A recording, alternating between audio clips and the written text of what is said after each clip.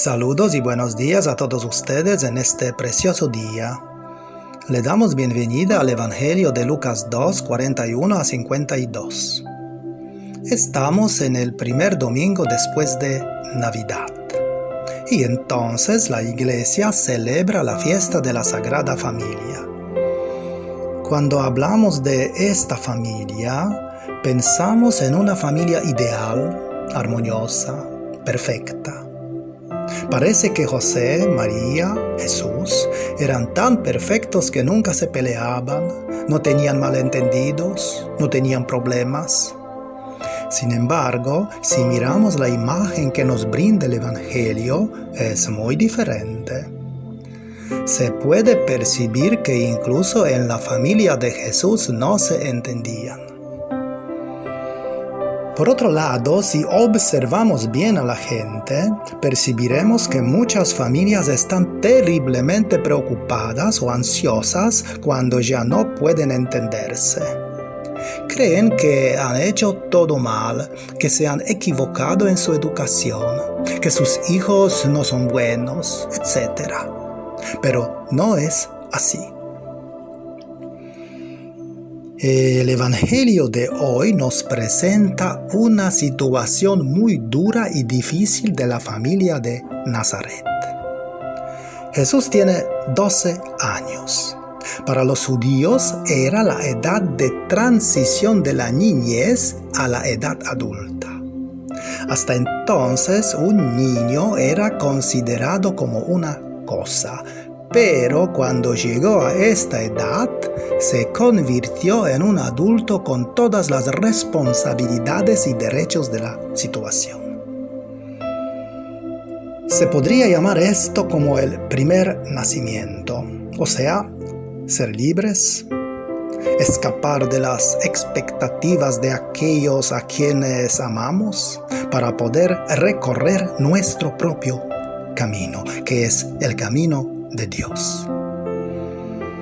El gran peligro es seguir siendo infantiles. Tal vez buenos hijos, obedientes y serviciales, pero permaneciendo inmaduros para las relaciones e incluso idólatras para Dios, porque nos tornamos sordos a su llamado. Deja que solo Dios sea tu Dios, nadie más. Ni tu mujer, ni tus hijos, ni tu madre, ni tu padre. El Evangelio comienza diciendo: sus padres iban todos los años a Jerusalén a la fiesta de la Pascua. Era una costumbre, siempre se había hecho así. Era difícil aceptar que las cosas cambiaran. Pero lo que sucede es que Jesús se pierde sin que sus padres se dan cuenta. No es algo malo. De hecho, ha de suceder en cada familia, en cada vida. Tu hijo vive contigo, lo educas, le enseñas, le introduces en el misterio de la vida y le enseñas lo que es bueno y lo que es malo. Eres para él el ejemplo y modelo. Él aprende de ti, te estima, porque eres su padre y su madre. Te estima más allá de lo que haces o dejas de hacer por el mero hecho de que lo trajiste al mundo y eres su referencia. Tú le mandas y él te obedece. Sin embargo, poco a poco, sin que te des cuenta, igual a Jesús, se desprende de ti. Lo pierdes. Al principio piensas que todo se puede volver a armar. No parece algo complicado, pero no. En el fondo lo estás perdiendo. Cuenta la leyenda que uno de los 7 dolores de José y María fue llevar a Jesús al templo. Luego se dieron cuenta que esto les causó un profundo dolor, que es el dolor de cada padre y de cada madre. pues tuvieron que aceptar que su hijo no es su propiedad, que es la propiedad de Dios, que es la propiedad de la vida. Cualquier padre y madre, también María y José, piensan que el hijo debe ser suyo. Le dieron a luz, lucharon, sudaron, gastaron dinero, tiempo, ansiedades y noches sin dormir, todo por él. Entonces sienten que es suyo, que les pertenece y tienen grandes expectativas con respecto a él. Para una madre, el hijo o la hija es el ser que ella más ama, aunque todo a su alrededor fallara, aunque nadie lo amara, aunque ella misma concibiera su vida como un fracaso. Un hijo es una motivación válida para vivir. Un hijo cuando es pequeño te ama porque no puede vivir sin ti. Para un hijo así eres importante, grande, especial. Un hijo le da a una madre, al menos al principio, la certeza de que alguien la ama. Y no es casualidad que las madres que viven en contextos de marginación, rechazo y pobreza tengan muchos hijos. Encuentran en ellos la recompensa y el amor que no encuentran ni en sí mismas ni a su alrededor. Una madre abraza, besa y le brinda todos los cariños a su hijo. Pero si se amarra a él emocionalmente, si no lo deja ir, si lo sobreprotege y si se opone a su crecimiento propio, entonces corre el riesgo de matar su alma. Un padre, una madre necesita conscientemente perder a su hijo, o ofrecerlo en el templo, o sea, ofrecerlo a Dios, ofrecerlo a la vida.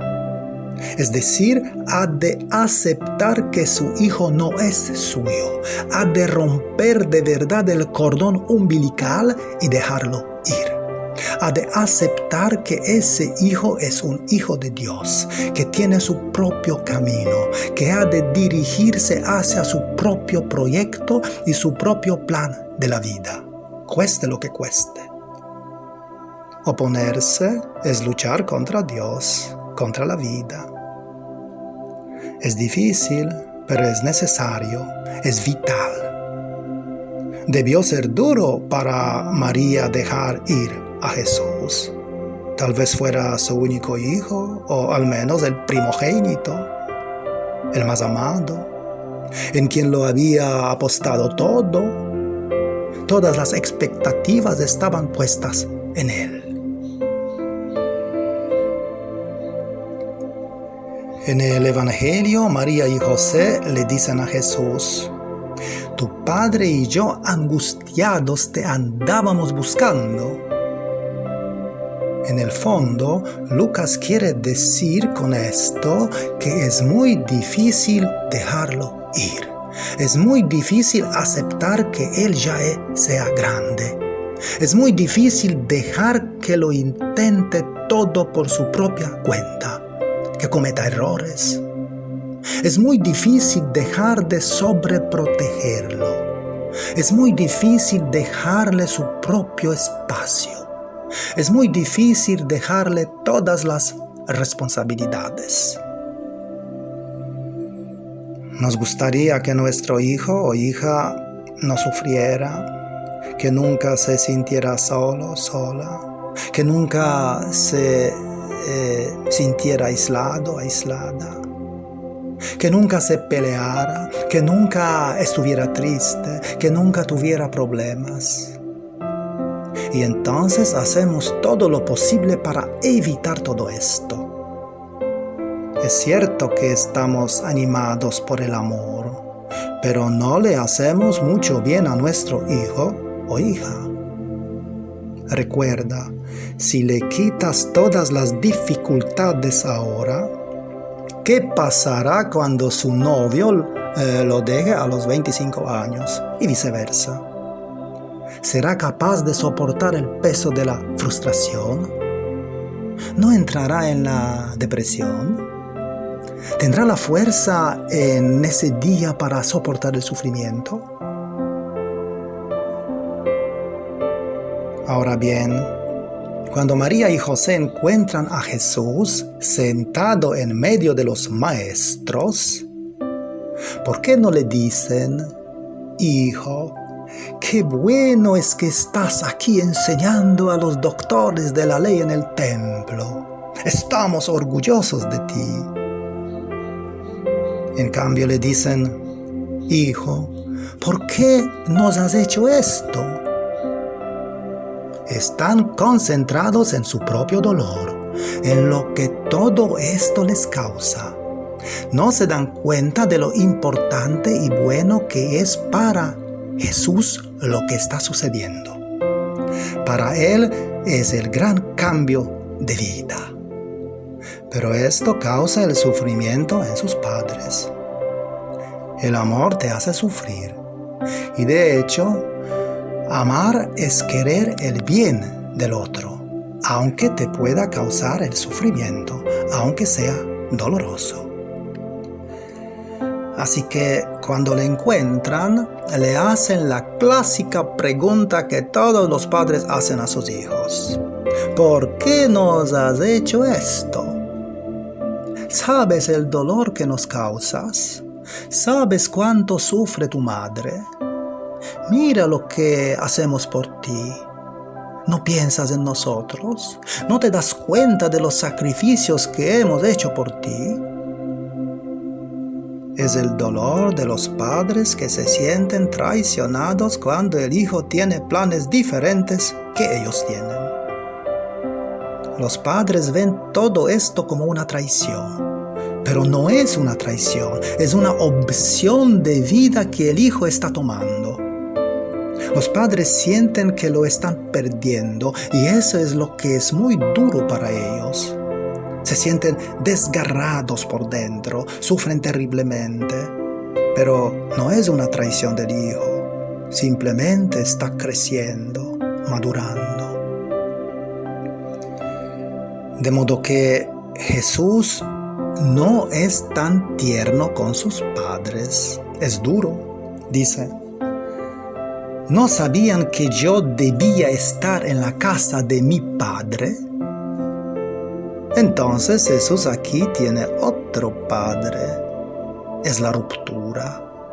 María y José sienten que han perdido a su hijo. Jesús es consciente de que su verdadero padre es Dios y que su verdadera madre es la vida. Se necesita una gran cantidad de amor y mucha espiritualidad para todo esto.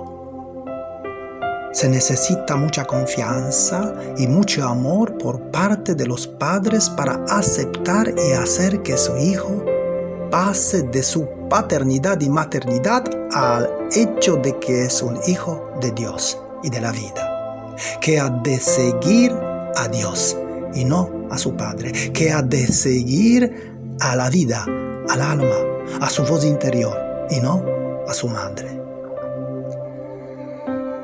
En ese sentido, siendo padre o madre, lo único que puedes hacer es estar ahí dándole fuerza y ánimo para que siga su propio camino. Ha de buscarlo personalmente, ha de probarse a sí mismo en el trabajo, en el estudio, con los amigos, en la relación con la gente y con el sexo opuesto. Hará preguntas, tendrá dudas, buscará, caerá y se levantará, andará a tientas. Pero necesita descubrir quién es y nadie lo puede hacer por él. Quitarle esta posibilidad, mantenerlo cerca de uno mismo, quitarle el miedo y la inevitable frustración, es hacerle el mayor daño, pues no desarrollará los recursos para crecer y llegar a ser grande. María siente toda la extrañeza de su hijo. Siente que no es suyo, que ya no puede tener la influencia en él. Qué mal se sienten los padres cuando su hijo a cierta edad empieza a dejarlos, prefiriendo estar rodeado de sus amigos antes que de ellos. Y cuando el hijo encuentra a la novia, ¿qué siente la madre? ¿O qué siente el padre celoso porque su hija ha encontrado al novio? Se sienten excluidos, aislados, extraños. María también ha pasado por todo esto. Es necesario. El hijo o la hija tiene que irse y nosotros tenemos que aprender a dejarlo ir. Por otro lado, hemos de decir que José poco o nada entiende. No entendió a lo que le estaba pasando a María cuando estaba embarazada. Luego vio nacer a este hijo suyo entre cantos de los ángeles y gloria de Dios. Luego tuvo que huir a Egipto y no supo por qué. Y en el Evangelio de hoy tampoco entiende la respuesta de Jesús en el templo. A su vez, María tampoco entiende lo que sucede. No entendió su embarazo. El ángel le comunicó un enorme misterio al que ella dijo sí, pero permanecía turbada, perpleja y llena de miedo y preguntas. El nacimiento de Jesús meditaba en su corazón. No sabía lo que estaba sucediendo. En nuestro Evangelio no comprende la respuesta explosiva de su hijo. Más tarde le costará entender los gestos de su hijo, quien en vez de ir a donde ella, preferirá optar por los que escuchan la palabra de Dios y la ponen en práctica. No entiende por qué tiene un hijo tan diferente. Así que María y José no entienden a Jesús. Sin embargo, al pasar el tiempo se darán cuenta que todo tenía sentido. Mirando este Evangelio, es bueno hacerte algunas preguntas. ¿Realmente es importante que yo entienda todo? ¿Siempre tengo que encontrar todas las respuestas y explicaciones? ¿Tengo que tenerlo todo bajo control? ¿Racionalizarlo todo? ¿Tener todo el proyecto claro desde el principio y en todos sus detalles? ¿Por qué simplemente no me dejo llevar por la vida? ¿Por qué no confío? ¿No sería mejor si dejara de querer entenderlo todo y confiar en Dios, en la vida? Entonces, cuando no entiendes, aceptarás que no entiendes, confiarás en Dios, confiarás en la vida, le dirás sí a la vida y te dejarás llevar por ella. No tienes que entender todo en la vida, solo tienes que vivirla intensamente.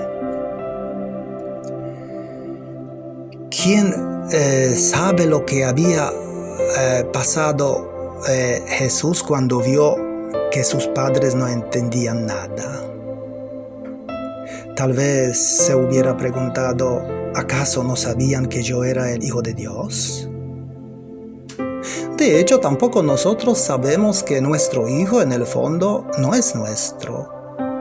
O tal vez lo sepamos, pero en ese caso lo sabemos con nuestras mentes, porque está escrito en los libros o alguien se lo dijo a nosotros. Pero el corazón se va por otra parte. También Jesús tuvo que chocar con la limitación humana de sus padres que no lo comprendieron, que le reprocharon, que le hicieron sopesar esta elección. Así que, aprendiendo del Evangelio, sé capaz de decir a tu hijo, tú eres quien decide dejar la casa. Esta es tu tarea. No te voy a retener. Recuerda, la vida es tuya. Y los hijos, aprendiendo de Jesús, han de decirse: es mi responsabilidad de salir y ocuparme de las cosas de Dios, de las cosas de la vida que me quiere brindar, para hacer mi propio camino y encontrar el llamado. Por otro lado, has de saber que ningún padre es perfecto, así que no esperes padres perfectos, sino a los que te aman. Todo padre de una u otra manera hace daño a su hijo, es normal. Todo educador lastima al alumno, es normal. Querer exigir padres perfectos, educadores perfectos, sacerdotes perfectos, es una ilusión. Todo es limitado. Tus padres o educadores hicieron lo que pudieron. Te dieron el amor que podían darte, te dieron apoyo, te dieron lo que tenían, y lo que no tenían como recurso no te lo podían dar. Así que reconcíliate con ellos y haz tu propio camino. El Evangelio termina diciendo: volvió con ellos a Nazaret. Volvió, no obstante, ahora el amor es más libre.